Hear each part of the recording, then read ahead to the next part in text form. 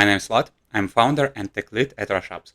At Rushabs, we create scalable and reliable mobile and web applications. And if you have any particular project in mind, feel free to contact us. So, objective of this tutorial is to learn how to really secure your OpenAI or any API keys that are crucial for your applications. Why is it necessary to secure your API keys in your applications? API keys actually play a crucial role in almost any web or mobile applications, especially those that are used to get information from third sources, such as OpenAI. As you know, OpenAI charges you per request, and if your key gets exposed, it can become a really stressful financial burden for your business. And if you do not secure your API keys properly, it will be very difficult to replace them inside your application. And this financial burden will carry over for a long period of time. And in this tutorial, I want to show you how you can actually secure your API keys in your Flutterflow applications. Let's get started. Let's start. So, in order to demonstrate you how all possible variations of definitions of API calls work when you create them in Flutterflow, I created a small application. It actually executes the same OpenAI API call. It is a completion API call that will ask OpenAI about details of a particular meal.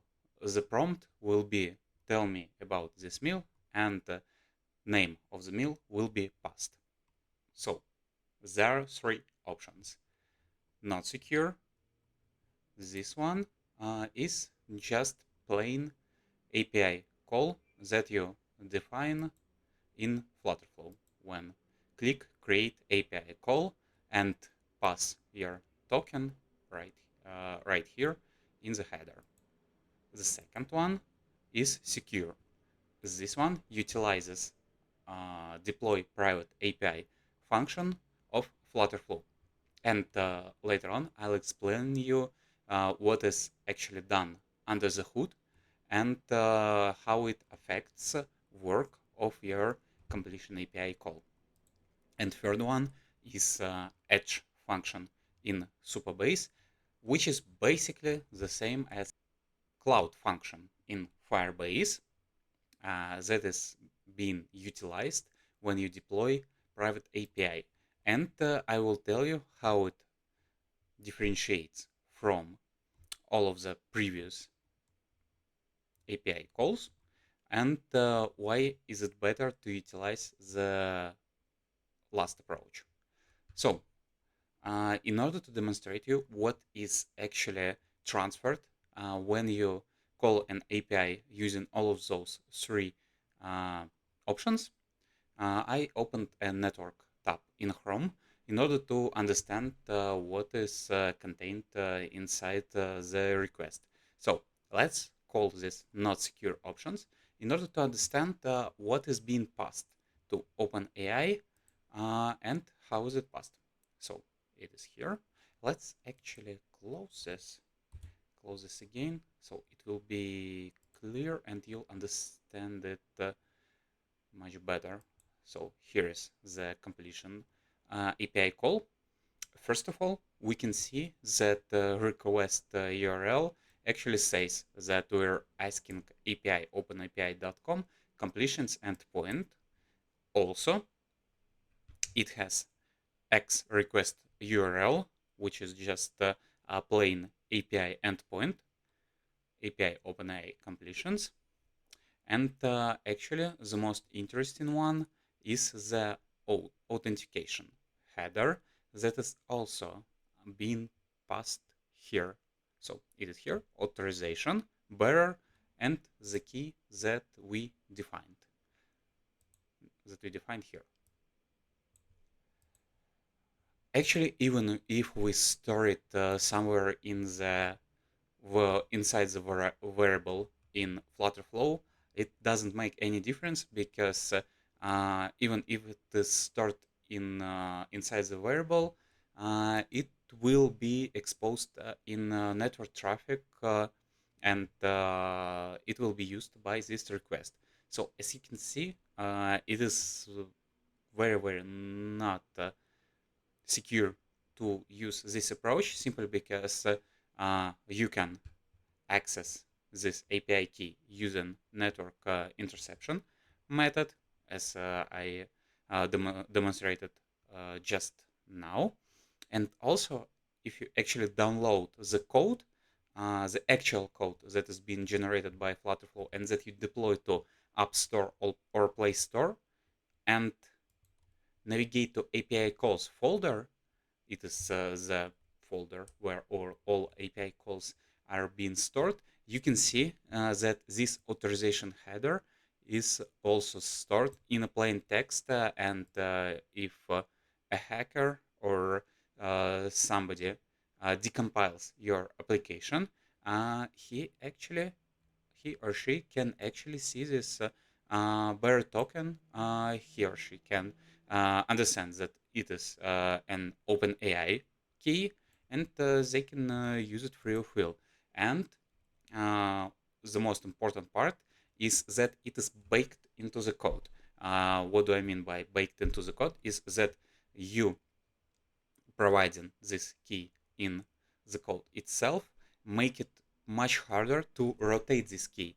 For example, it is not uncommon that API keys, even in secure workflows, sometimes might get exposed. But in this situation, you want to be able to rotate this key, to change this key, and to easily replace it. And in case when you type your code right inside the client's application that is being deployed in App Store or Play Store, it becomes much harder to replace those keys, simply because you need to create an update each time you want to change this API key. So, as you can understand, this option is not quite secure. It is good when you test an application, simply because it provides you a very easy way to set up this API call. And if it does not involve and it does not need a lot of security on the testing stage, you can define it like this. But when you actually deploy your application to App Store or Play Store, you need something much more secure, in my opinion. So let's actually try something different. Let's try this private API option that is provided by Flutterflow. And in order to understand what this option actually does, I have this schema. Let's take a look at it.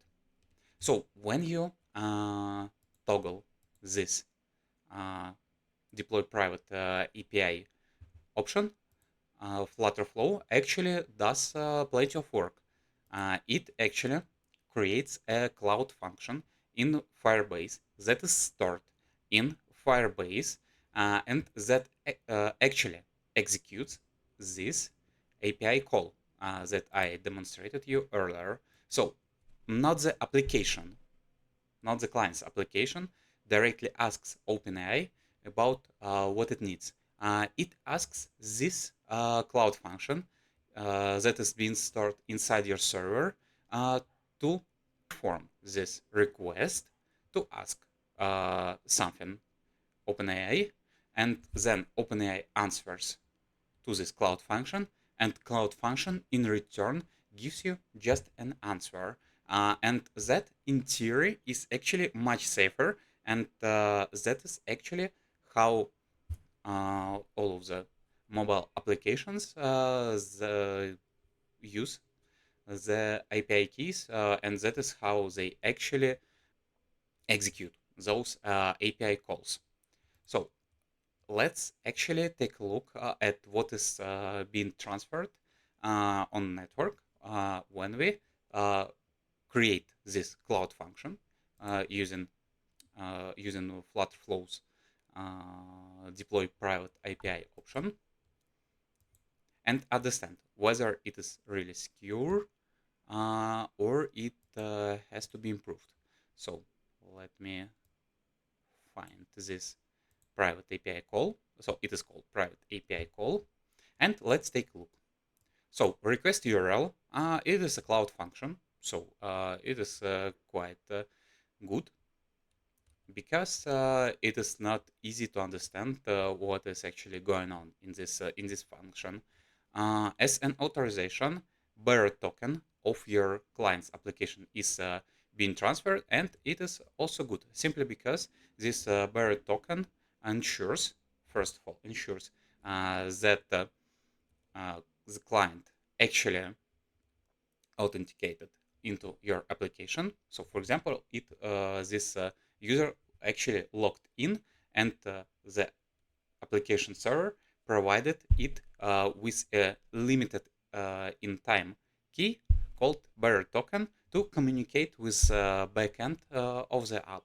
And with this token, we just ask our server to do something. And in this case, we're asking it to execute an API call for us. So actually, it looks pretty legit, and in theory, it can be used.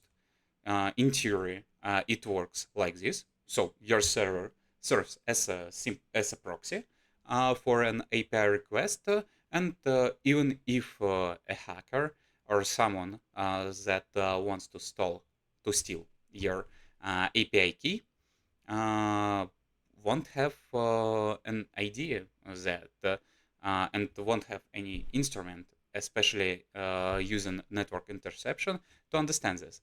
But the most interesting part in the actual payload. Payload is, in our case, a list of variables that are being passed to this function. And as you remember, as I said, we have this one variable meal prompt that is being passed to OpenAI. And this meal prompt asks OpenAI to describe some meal that is dynamic. And we can see that it provides this meal prompt, Italian pasta, and it actually provides the API key also, which is actually not the intended behavior when we're asking Cloud Function to do something.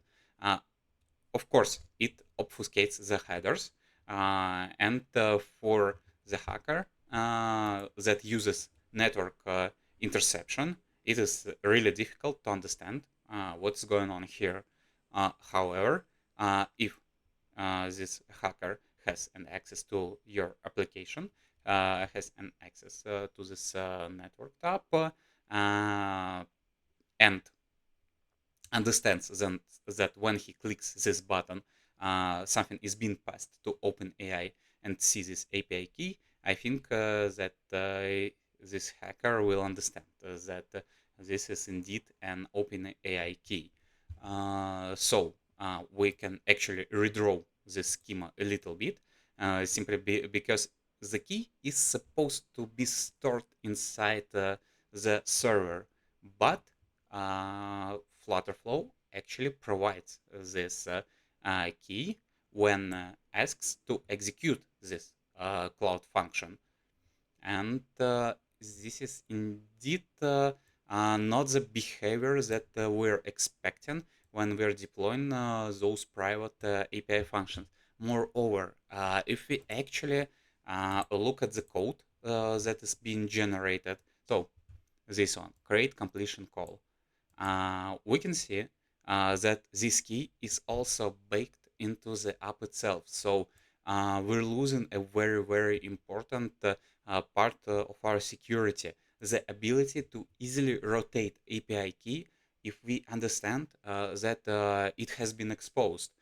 We still need to update our application in case if it's been intercepted. And it is not obvious that this key is being used to call OpenAI. However, if someone wants to get a key and he decompiles your application, he might guess that this is an OpenAI key, especially if he inspects your application and understands that it has an OpenAI features involved. Actually, I think that this approach of deploying private API is good. However, it misses one important part, is that this key, it should not be passed as a payload, and obviously it should not be baked into the app itself. It should be stored inside the server that executes this API call. And we're approaching very important part of this tutorial is how to write cloud function in Firebase or edge function in Supabase, and how to write it with all of those concerns that I mentioned earlier, with the key that is being stored on the server inside some environmental variables, and that is being safely stored, and the function that actually executes this call and provides your client's application with a callback with an answer from OpenAI. So a part where we write a cloud function is Firebase is not a part of this tutorial. Actually, I think that Flutterflow team did a very good job on creating those cloud functions, just using the definitions that you provide them in your API calls. The only thing that is missing, is my opinion, is using uh, Firebase key storage options. So, in my opinion, this key should not be passed in each of the requests, even to cloud function. So, in my opinion, it would be great if they limited a little bit this functionality and said explicitly that you need to additionally add this key to your Firebase safe keys storage. And the code that is being generated by Flutterflow will address um, this storage and get API key from there. Obviously, it will be more time consuming for you as a developer, but it will be much safer in terms of safety of your API keys. So, coming back to writing cloud functions, I can recommend a couple of articles on how to write cloud functions in Firebase. This one and this one. Those two articles explain how you can create a cloud function in Firebase to deploy it, and then you can easily call it from Flutterflow. I will provide links to those articles in the comments on YouTube, and feel free to read those articles and create cloud functions by yourself.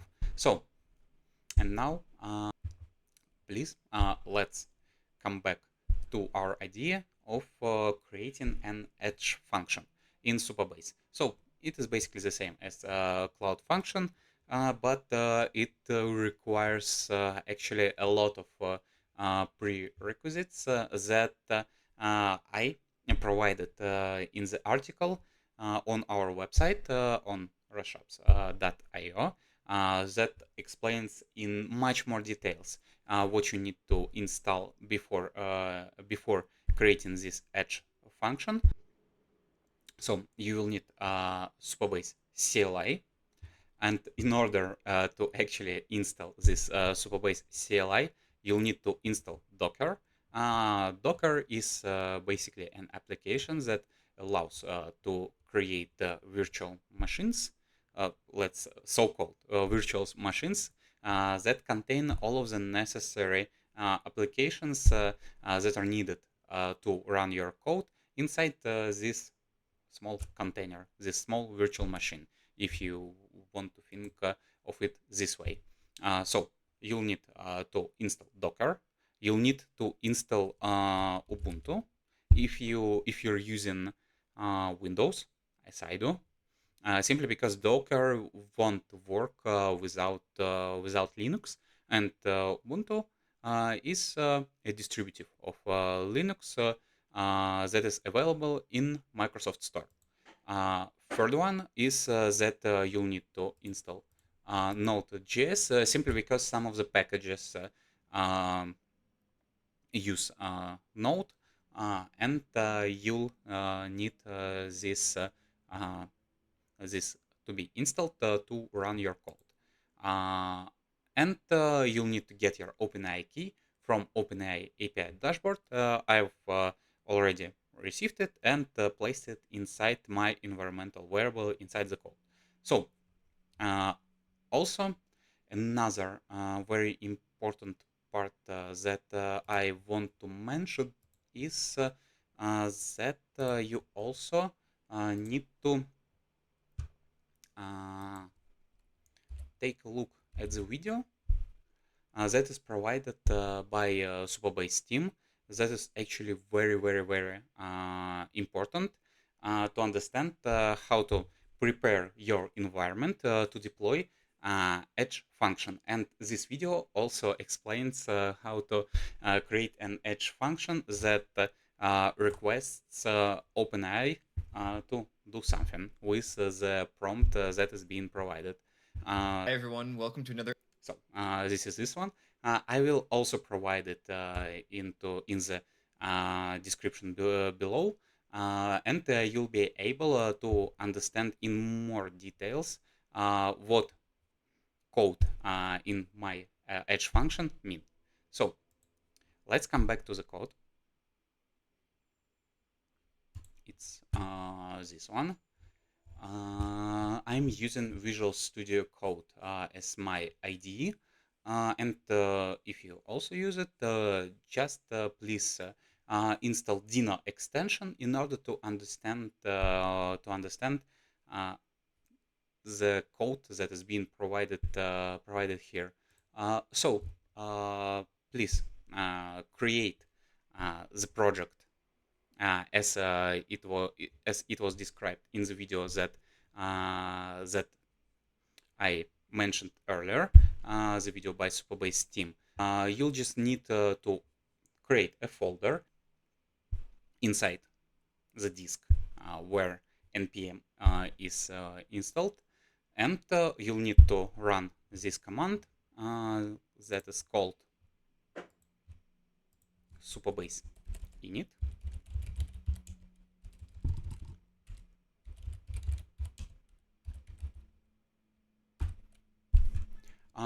It will create this Supabase folder that will create config and the seed for your local Supabase development environment. After calling this function Supabase init, run this command Supabase functions new and name of a function, in our case OpenAI, and it will create this folder, this subfolder, and an index ts file for this function that will be actually pre-filled with some information. It will be pre-filled with this curl function, and it will be pre-filled with those comments with this setup guide and etc. etc. So this is how you can actually get all the prerequisites for your local Supabase Edge function.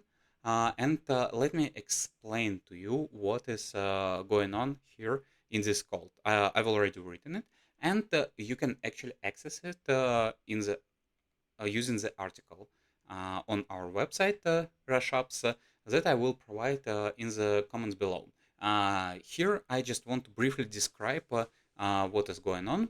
So, this import is a little bit different from what you are used to see. Those imports are, let's say, Dino specific. They require you to provide an actual link to the resource, and in the Supabase team video, it is explained in much more details why does it look like this, Dinoland, XXHR, and ISAMHR. You can just leave it as it is. So this part with course headers and this course handling function is very important for production side of things. Of course, you can write your function without course handling, simply because when you're running your functions on local host, course is not checking that your request is correct. However, if you try to invoke this edge function using your phone, for example, or any device on the internet, it won't work and it will throw this course error. So in order to avoid it, I also included a part that skips this options request and passes all the necessary information in actual post request that has been generated below. So, and the main logic of function is provided here. So in completion config, you specify the model, you specify the input variable that you define here a little bit above. You define max tokens and temperature. 0 means that it will be much more deterministic and much the model and much less creative. This part is actually making the request as an authorization token. It grabs OpenAI key that you created, that you need to create inside your environment variable. And in order to create it, please create this .env local file and place your OpenAI key here. And please use name of this variable in your code. And a little bit later on, I will show how you can actually insert this key also in your production Supabase database. And I think that's it. This request is quite simple. Of course, in your case, I suppose those requests will be much more complex and you'll need to write much more code. How you can just copy and paste this code into your IDE, and in order to run it, you need to run this command, Supabase start. Before running this command, please make sure that Docker desktop has been opened. Then run this command, Supabase function serve env file.env.local OpenAI, or name of your function, and that's it. You'll see something like this, serving functions on your local host, functions name, and in order to check that this request is being executed, copy this curl function and execute it in a bash script. And as you can see, it has been executed, and we understand locally that this function works fine. Now we need to deploy it. In order to deploy it, we have to do several steps. So first of all, we need to log in into our Supabase Supabase account. Then we need to link this the project that we want to deploy our function to this local development database, and then we'll deploy it. So let's actually try it. When you enter this command Supabase login, it will open browser and login automatically. In my case, I've already linked this But in your case, you'll just need to open your browser and allow Supabase to log in. Okay, so that's it. Let's run another command. Actually, as far as I remember, there is a much easier way to do it. We can just type Supabase link. Yes, and you can actually select the project. So let's select the project. We can skip password. And we've linked our local Supabase project to our production Supabase project. And now let's deploy this function. Supabase functions deploy, name of your function, in our case OpenAI, and it's been deployed. So we can check that it's been deployed in our Supabase tab. We can navigate to Edge functions, and we can see it here. So, and we can see the URL. So, one last thing that you need to add is, as you remember, we've passed our OpenAI API key using environmental variable. And in order for our code to work in production, we also need to set up this OpenAI API key with the same variable name in our Supabase project. So in order to do it, you need to navigate to project settings, Edge functions, and enter this key here. So you need to enter this secret name and provide your OpenAI secret here. And that's it. So the last part of this tutorial is to show how you can actually create a custom action to invoke this edge function, and this is actually provided here, and you can grab this code on our website. I'll just explain how it works. Basically, it works just like in the example that is provided by Supabase. So here is this example. So you need to call Supabase functions invoke name of function and body of function. And in our case, we do exactly this. So we use Superflow client functions invoke OpenAI, and in body of request we provide a variable that we set up here. As you remember, this query variable with our variable uh, with our argument prompt, and this prompt will be based on meal name and some text that will be something like please describe me this meal, and meal will be dynamic.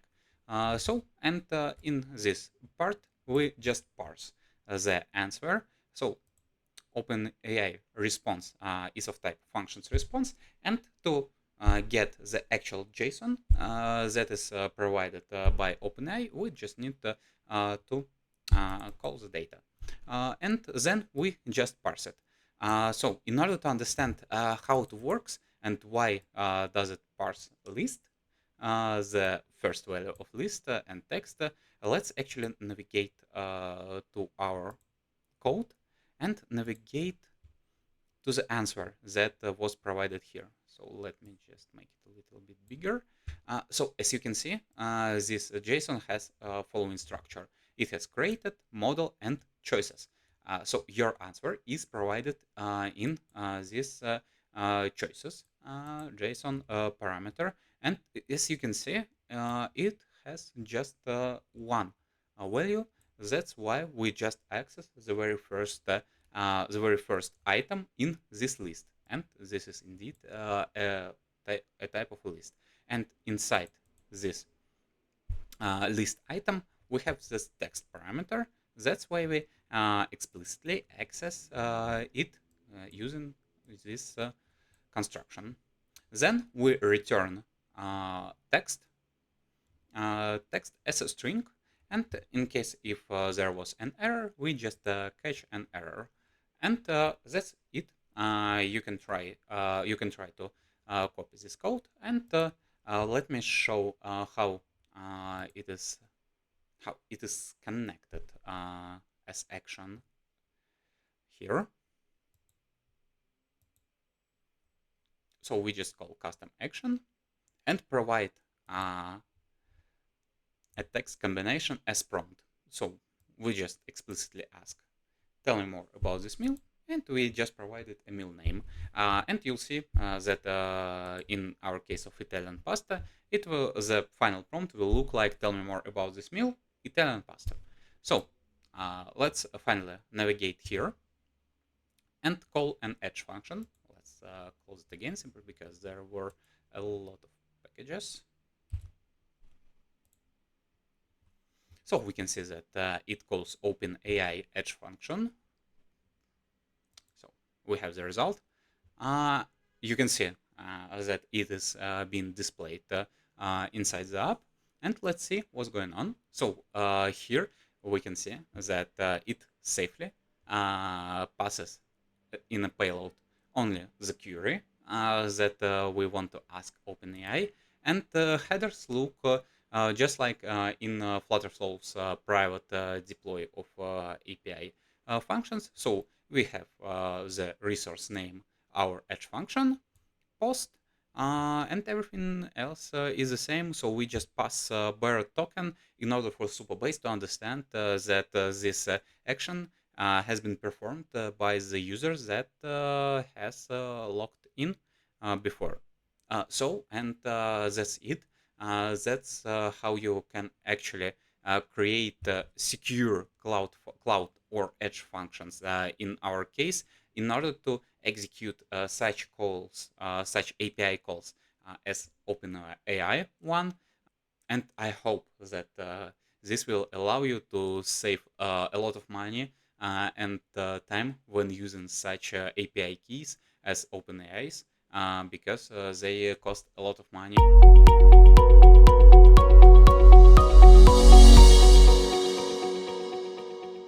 That's it. I hope that you liked this tutorial, and if you did, please click like button below and subscribe to the channel. We're planning to post many more videos on Flutterflow and Appsheet and other services that can help you to enhance your business operations. And if you have any particular project in mind, feel free to contact us. Thank you. Bye.